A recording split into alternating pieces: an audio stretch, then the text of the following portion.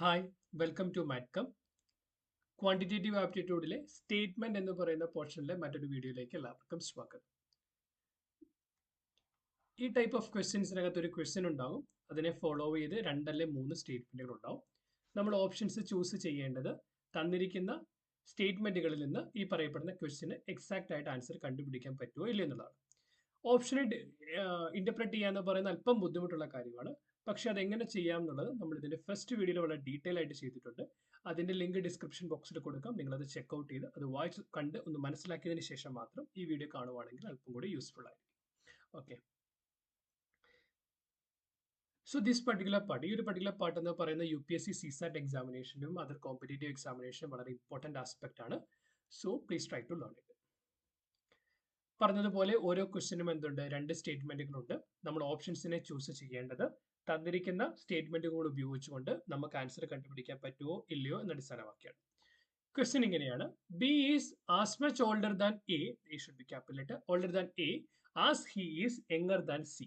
അതായത് ബി എയേക്കാൾ എത്രത്തോളം ഓൾഡർ ആണോ അത്രത്തോളം സിയേക്കാൾ യങ്ങറുമാണ്. അങ്ങനെയാണെങ്കിൽ ബിയുടെ ഏജ് കണ്ടുപിടിക്കണം.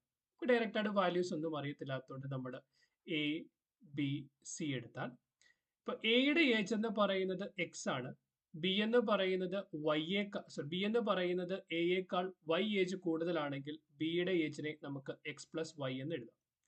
സി നമ്മൾ പറഞ്ഞു ബി എന്ന് പറയുന്നത് സിയേക്കാൾ എത്ര ഏജ് യങ്ങറാണ്, അതായത് ബി എയേക്കാൾ എത്ര എൽഡർ ആണോ അത്ര യങ്ങറാണ് സിയേക്കാൾ ബി. അപ്പോ സിയുടെ ഏജ് എന്ന് പറയുന്നത് എക്സ് പ്ലസ് 2y എന്ന് എടുക്കാനായിട്ട് പറ്റും. ഇത്തരം കാര്യങ്ങൾ നമുക്ക് ആ ഫസ്റ്റ് ലൈനിൽ നിന്ന് നമുക്ക് ഇന്റർപ്രറ്റ് ചെയ്യാൻ പറ്റുന്ന കാര്യമാണ്. ഒന്നാമത്തെ സ്റ്റേറ്റ്മെന്റ് എടുത്ത് sum of their ages A B C is 72.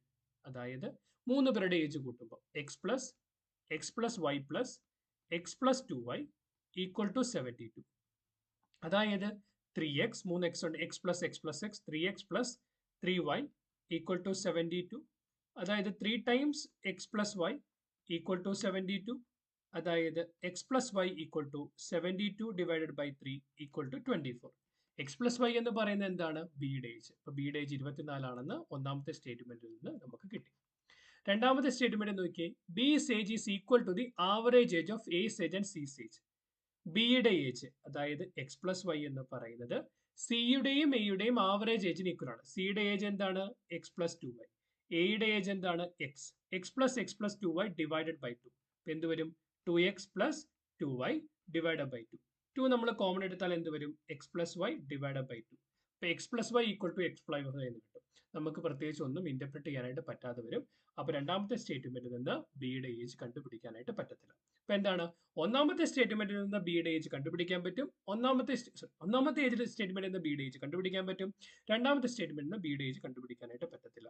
അപ്പോൾ ഓപ്ഷൻസിലേക്ക് നോക്കിയാൽ, if the question can be answered only by using one of the statement alone but cannot be answered by using the other statement. ഒന്നാമത്തെ statement ഉപയോഗിച്ചുകൊണ്ട് answer കണ്ടുപിടിക്കാൻ പറ്റും, രണ്ടാമത്തെ statement ഉപയോഗിച്ചുകൊണ്ട് answer കണ്ടുപിടിക്കാൻ പറ്റത്തില്ല. So the answer is going to be option number 1.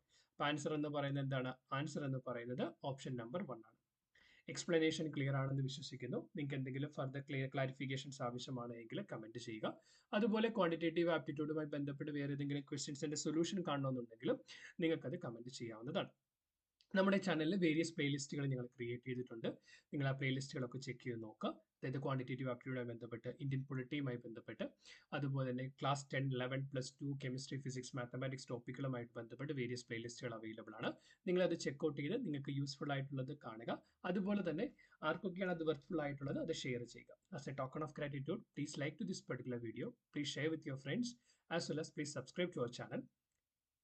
Keep watching, keep learning. Thanks for watching. Bye.